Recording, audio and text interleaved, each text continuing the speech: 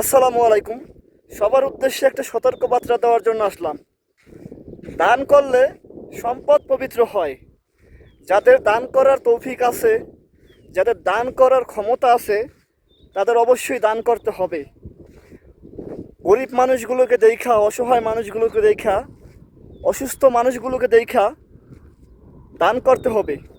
তবে আপনার টাকা আপনি কাকে দিবেন, কাকে দান করবেন, সেটা জেনে শুনে তারপর দান করবেন।